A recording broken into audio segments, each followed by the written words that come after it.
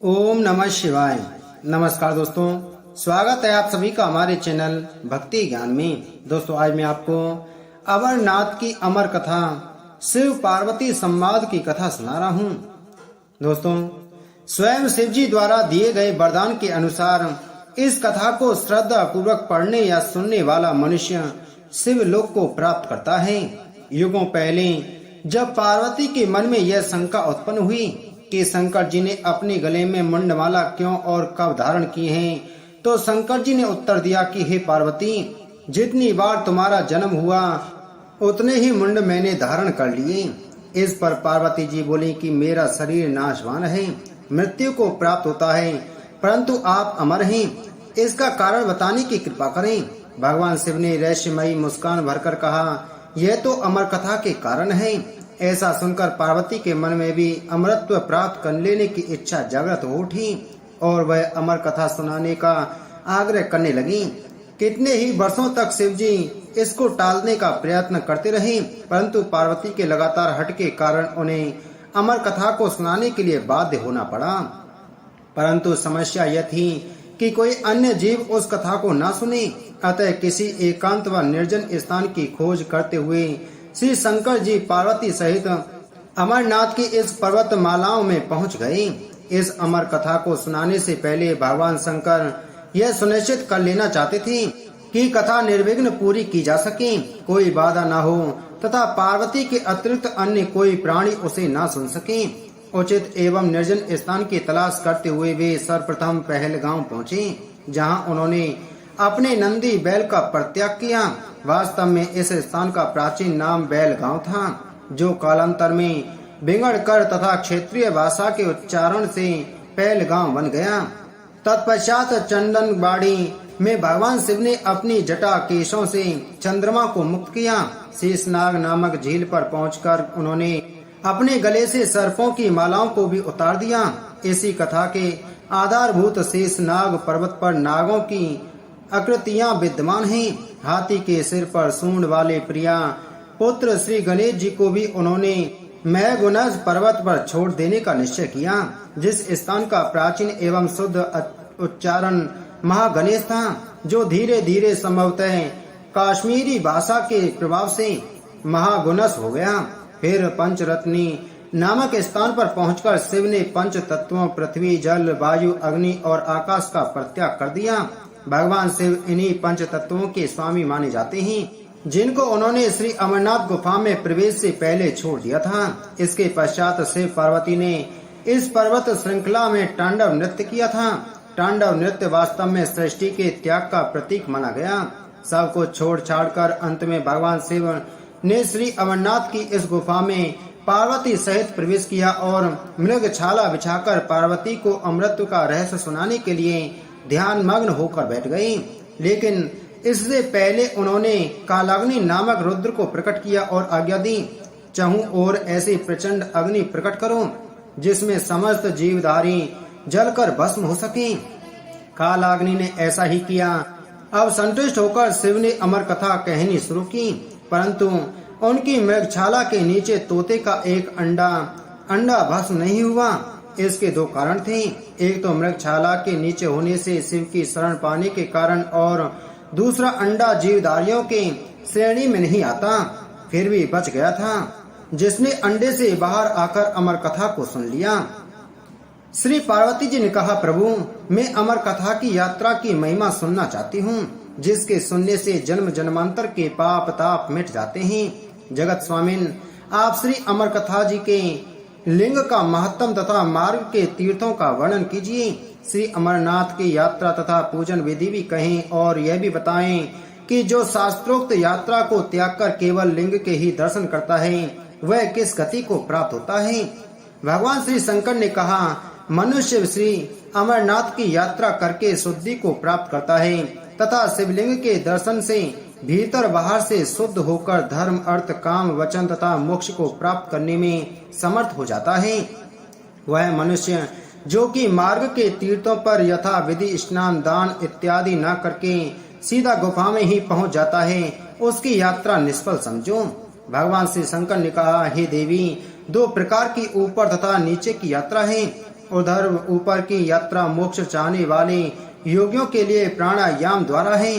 प्राण तथा अपान वायु को एक कर योग मार्ग दशम द्वार अर्थात ब्रह्मरंध्र में प्राणों को लीन करके यात्रा करने से निश्चय ही मोक्ष की प्राप्ति होती है। यह दोनों प्रकार की यात्रा धर्म अर्थ काम तथा मोक्ष के इच्छुकों को करनी चाहिए।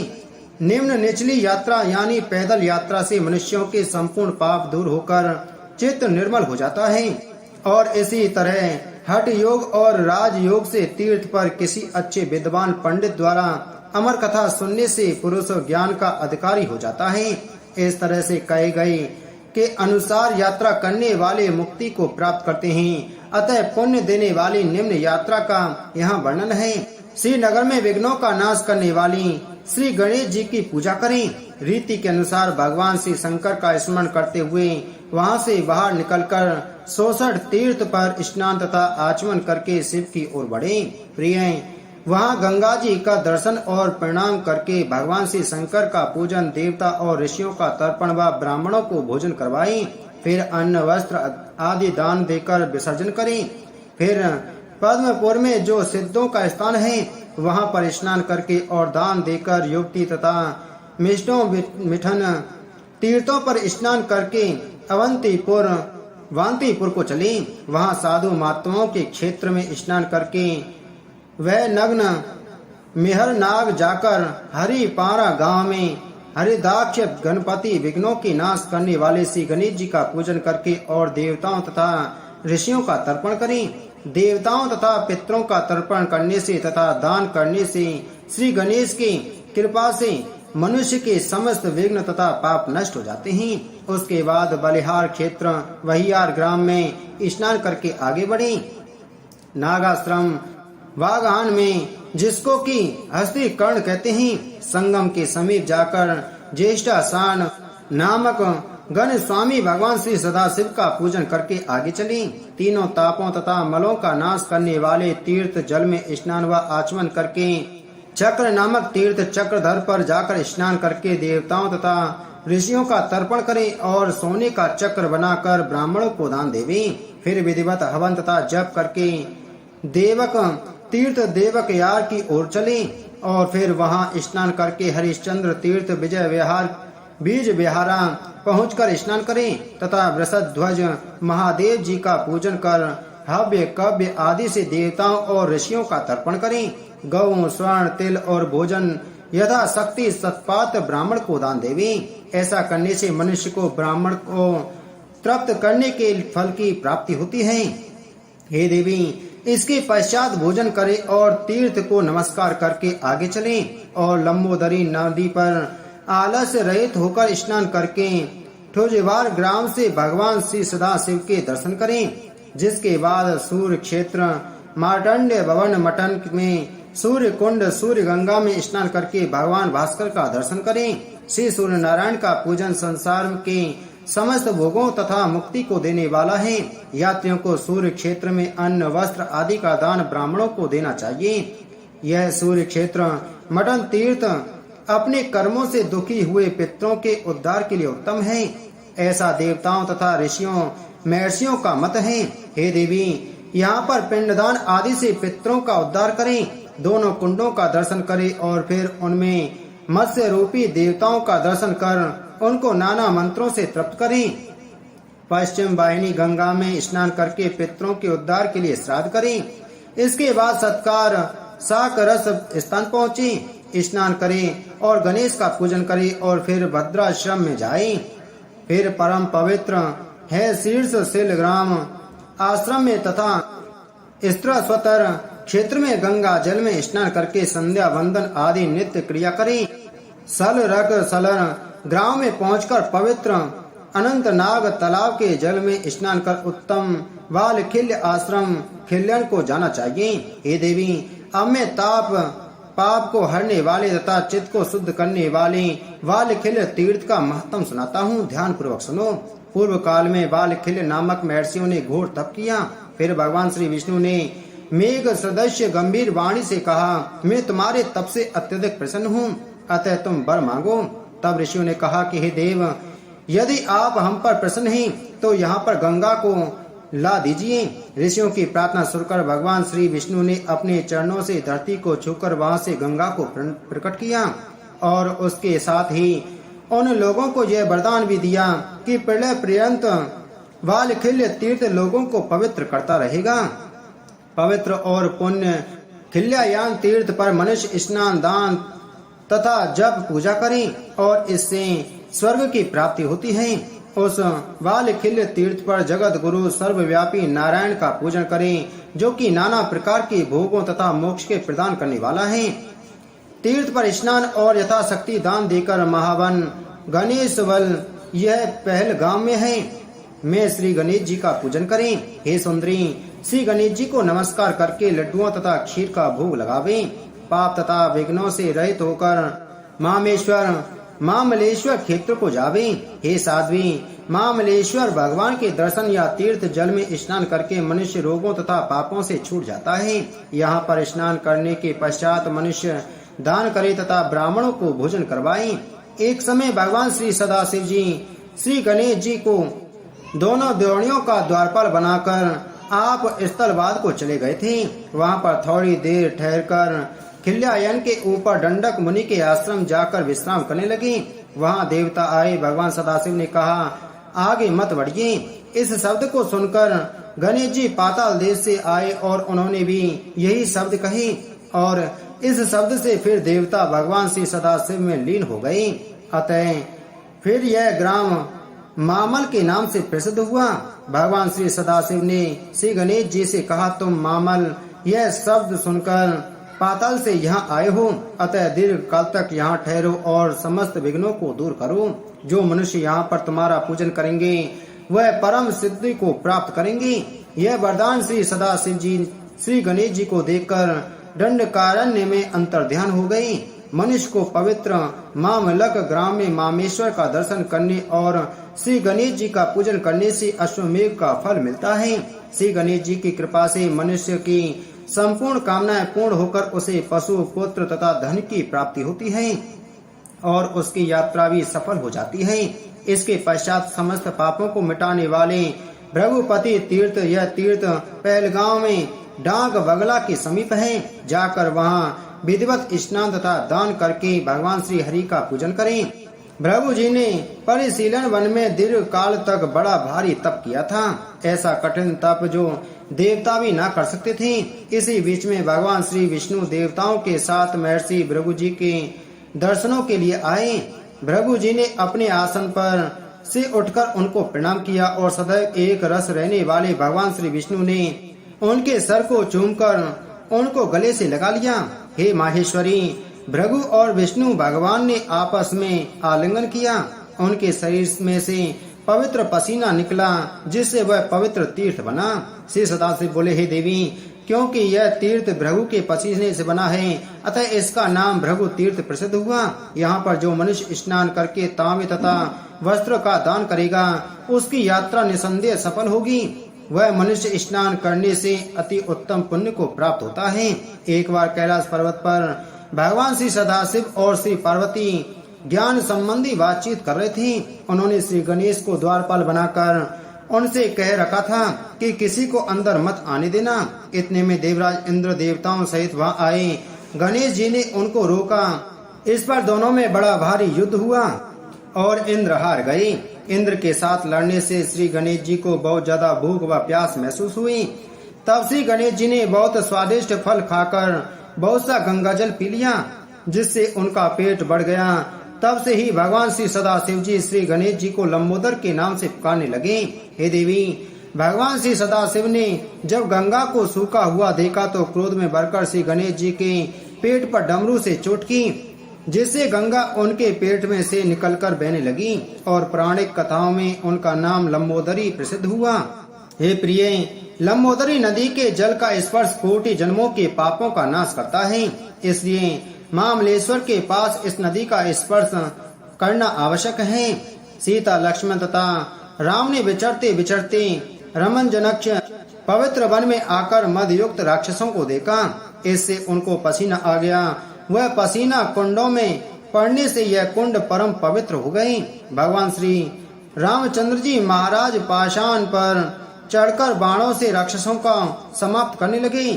बहुत से राक्षस मारे गए और बाकी के इधर उधर भाग गए। उन राक्षसों का खून गिरने से यह गंडशैल छोटी पहाड़ी रंगीन हो गई और भगवान श्री रामचंद्र जी महाराज के चरण स्पर्श से दूसरों को पवित्र करने वाली हो गई। इस रमणजनोपल दर्शन से मनुष्य पापों से मुक्त हो जाता है और कुंड में स्नान करने से समस्त पापों से छूटकर मुक्त हो जाता है। इसके बाद नील गंगा में स्नान करके प्रसन्न चित्त हो स्थानु आश्रम चंदनवाड़ी की यात्रा करें। हे देवी, एक बार काम क्रीड़ा तथा खेल की बातों में भगवान श्री सदाशिव का मुख श्री पार्वती जी के नेत्रों के साथ लग गया। हे सुंदरी, तब उनका मुख अंजन सुरमे के कारण काला हो गया। फिर भगवान श्री सदाशिव जी ने सुरमे से काले हुए मुख को श्री गंगा जी में धोया, जिससे गंगा जी का रंग काला पड़ गया। अतः गंगा का नाम नील गंगा प्रसिद्ध हो गया। यह नदी महापापों को नष्ट करने वाली है। नील गंगा का स्पर्श दुष्ट मनुष्यों के साथ रहकर जो दोष प्राप्त होता है उन्हें तथा स्त्रियों के मन के विकारों का नाश करने वाला है। इसमें रत्ती भर भी संदेह नहीं है। यह नील गंगा पहलगांव से 6.5 मील चंदनवाड़ी के मार्ग में है। पूर्व काल में भगवान श्री सदाशिव दक्ष प्रजापति की पुत्री सती का वियोग हो जाने पर हिमालय पर कठिन तप करने लगे। महेश्वरी फिर वहां पर श्री सदाशिव जी का बहुत वर्षों तक सेवा करती रही। सती ने पर्वतराज के यहाँ जन्म लेकर पार्वती का रूप पाया। तपस्या करने के पश्चात भगवान सदाशिव की सेवा करने लगी, लेकिन उनकी सेवा करने पर भी भगवान श्री सदाशिव की समाधि न खुलने पाई। तब श्री पार्वती जी चंदन वाटिका में बड़ी घबराई। जिस वाटिका में भगवान सदाशिव वृक्ष के समान निश्चल रूप से तप में स्थित थे, उस वाटिका का नाम बाद में महापाप विनाशक प्रसिद्ध हुआ। हे देवी, इस स्थानु आश्रम चंदनवाड़ी के पास जो स्नान करता है वह शिव धाम को प्राप्त होता है। ब्रह्म हत्या तथा गौ हत्या आदि महापाप करने वाला मनुष्य यदि चंदनवाड़ी में स्नान करे तो समस्त पापों से मुक्त हो जाता है। सरस्वती नदी का दर्शन करने से एवं उसमें स्नान करने से मनुष्य समस्त पापों से मुक्त हो जाता है। इसके पश्चात यात्री को पौषाक्ष पर्वत पिस्सू घाटी पर चढ़ना चाहिए। एक बार देवता और राक्षस भगवान श्री सदाशिव जी के दर्शनों के लिए आए। वह पहाड़ पर चढ़ते समय ईर्ष्या में ग्रस्त होकर कहने लगे कि हम पहले चढ़ेंगे। दोनों में युद्ध होने लगा। देवताओं ने राक्षसों से हटकर भगवान श्री सदाशिव जी का ध्यान किया। प्रिय भगवान श्री सदाशिव जी देवताओं के ध्यान में से प्रसन्न हुए और उनकी कृपा से देवताओं ने राक्षसों को मार मार कर चूर्ण कर दिया। जिस स्थान पर देवताओं ने राक्षसों का चूर्ण बनाया वहां पर उनकी अस्थियों का एक बहुत बड़ा ढेर लग गया और यह पर्वत यानी पिस्सू घाटी अब शिव भक्तों की पाप ताप हरती है। हे देवी, श्री 4 सिद्धि खंड इस मंत्र को स्मरण करता हुआ जो इस पहाड़ पर चढ़ता है उसको ब्रह्मलोक प्राप्त होता है। वह ब्रह्मलोक जहाँ पर की पाप ताप व शोक का नाम तक नहीं है। इस पिस्सू घाटी पर विधिवत श्री शेषनाग का दर्शन कर पूजन करके आगे बढ़े। वायुर्जन में पत्थरों से छोटी मणि बनाकर भगवान श्री अमरेश्वर का स्मरण करें। प्राचीन काल में इस पहाड़ पर एक बड़ा ही बलवान वायु के समान रूप वाला राक्षस रहता था और वह यहाँ आने वाले देवताओं को बड़ा कष्ट पहुँचाता था। देवता भगवान श्री सदाशिव जी महाराज के पास गए। स्तुति के पश्चात भगवान श्री सदाशिव जी प्रसन्न हुए। देवताओं ने उनको राक्षसों के संबंध में बताया। भगवान श्री सदाशिव जी महाराज ने कहा कि मैंने इसको वरदान दिया हुआ है जिससे मैं इसको नहीं मार सकता। तुम भगवान श्री विष्णु जी की शरण में जाओ। इस पर देवताओं ने क्षीर सागर के तट पर जाकर भगवान श्री विष्णु जी की स्तुति की। भगवान श्री विष्णु देवताओं की स्तुति से प्रसन्न होकर बोले, मैं अभी अभी वायु रूपी दैत्य को नष्ट किए देता हूँ। तुम लोग स्वर्ग धाम को जाओ। शेषनाग जी पाताल से प्रकट हुए। उस पर भगवान श्री विष्णु सवार हुए और आज्ञा दी, हे सर्पराज, तुम सहस्त्र मुखों से वायु का पान करो। अपने प्राणों को इस वायु द्वारा तृप्त करो, क्योंकि तुम वायु के खाने वाले हो। भगवान के अमृत रूपी वचन सुनकर एक क्षण में शेषनाग ने देखते ही देखते वायु रूपी दैत्य का भक्षण कर लिया। हे देवी, उस दिन से ये पर्वत शेषनाग के नाम से प्रसिद्ध है तथा योगी जन इसको अपना आश्रम ही भी कहते हैं। इसके दर्शन से तथा तालाब में स्नान करने से और यहाँ पर जप हवन स्तुति का स्वाध्याय करने से मनुष्य अनंत पुण्य को प्राप्त होता है। जब देवताओं ने राक्षसों को मार डाला तब उनमें से पृष्ठता नामक दैत्य वायु से मिलकर देवताओं को कष्ट देने लगा। इस पर समस्त देवता भगवान श्री सदाशिव जी महाराज के पास गए और उनकी स्तुति की। इस पर भगवान श्री सदाशिव जी महाराज ने प्रसन्न होकर कहा, हे देवताओं, तुम लोग यहाँ मड़िये बनाकर वायु को रोक दो। इस पर वे वहां पर पत्थर की मड़ियां बनाकर शांति पूर्वक रहने लगे। लेकिन एक बार दैत्य ने अपना उग्र रूप दिखलाया। तब देवराज इंद्र ने अपना वज्र उठाया और उसी जगह राक्षस को मार डाला। तब से यह जगह वायु वर्जन के देवताओं से पूजित तीर्थ प्रसिद्ध हुआ। यहाँ पत्थरों द्वारा देवताओं के लिए छोटे छोटे घर बनाने तथा तीर्थ के दर्शन से मनुष्य अनंत पुण्य को प्राप्त होता है। ब्रह्म हत्या और गौ हत्या से युक्त मनुष्य इस तीर्थ के दर्शनों से इन महापापों से छूट जाता है। हे देवी, जिस कारण यह तालाब हत्यारा तालाब सूख गया है वह सुनो। इसके सुनने से प्राणी संशय से रहित हो जाता है। जब भगवान श्री सदाशिव जी महाराज तथा देवराज इंद्र ने राक्षसों को नष्ट किया तो कुछ राक्षस भागकर इस तालाब में छिप गए और फिर वह राक्षस थोड़े समय के पश्चात देवताओं को पूर्वतः दुख देने लगी। भगवती पार्वती और सदाशिव जी महाराज विचरते हुए वहां आए।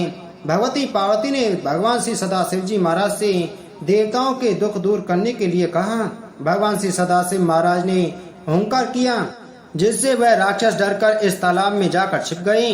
भगवान श्री सदाशिव महाराज ने साफ दिया कि वह तालाब सूख जाए। तब से वह तालाब सूख गया।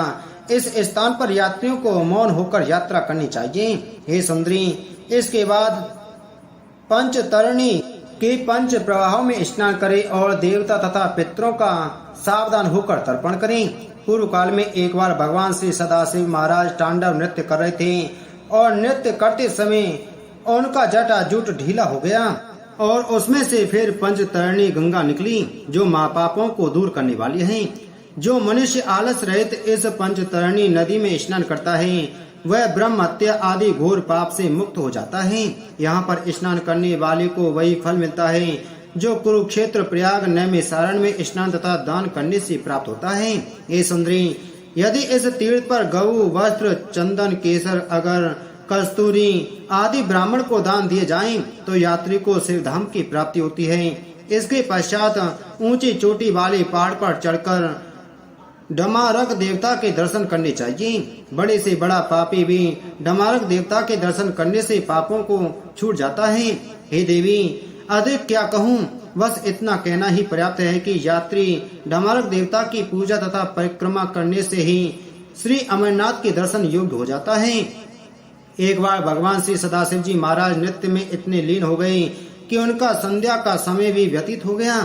इससे उनको बड़ी चिंता हुई।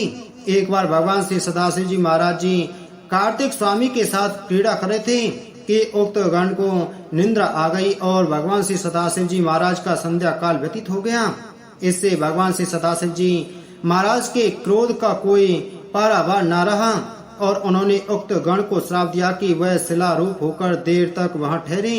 वह गण कांपता हुआ भगवान श्री सदाशिव जी महाराज की सेवा में उपस्थित हुआ, लेकिन भगवान ने उसको क्षमा नहीं किया, लेकिन यह जरूर कहा कि जो यहाँ पर मेरे श्री अमरनाथ जी के दर्शन के लिए आएगा वह पहले तुम्हारी पूजा तथा परिक्रमा करेगा। हे देवी, उस दिन से महाडमारक गण रत्न नामक शिखर पर पाषाण रूप होकर रहता है और जो मनुष्य उसका पूजन करता है वह शिव धाम को प्राप्त होता है। यात्री को चाहिए कि वह शिवरात्रि के दिन प्रातः काल भैरव घाटी की यात्रा करते हुए चोटी पर डमारक की शरण में पहुंचे। डामरेश्वर भैरव का दर्शन और भक्ति सहित पूजन कर व्रत की ज्योत जलाए और मालपुए तथा लड्डुओं का भोग लगाए। परिक्रमा और प्रणाम कर पहाड़ से उतरते समय मध्य में चलता हुआ मार्ग में जो गर्भ योनि है उसमें प्रवेश करें, क्योंकि इसमें एक बार जाने से फिर मनुष्य का पुनर्जन्म नहीं होता। गर्भ योनि से निकलकर अमरावती नदी में प्रवेश करें। अमरावती के दर्शन मात्र से मनुष्य देवता तुल्य हो जाता है। इस नदी के अमृत समान जल में स्नान करके यात्री को चाहिए कि भस्म को अपने शरीर पर मले। देवी, जो मनुष्य पवित्र गर्भ योनि में से निकलकर अमर गुफा को जाता है उसका फिर पुनर्जन्म नहीं होता है और फिर वह शिव रूप हो जाता है। देवी, यह बात बिल्कुल सत्य है। बोलो शिव शंकर भगवान की जय। बोलो माता पार्वती की जय। बोलो अमरनाथ भगवान की जय।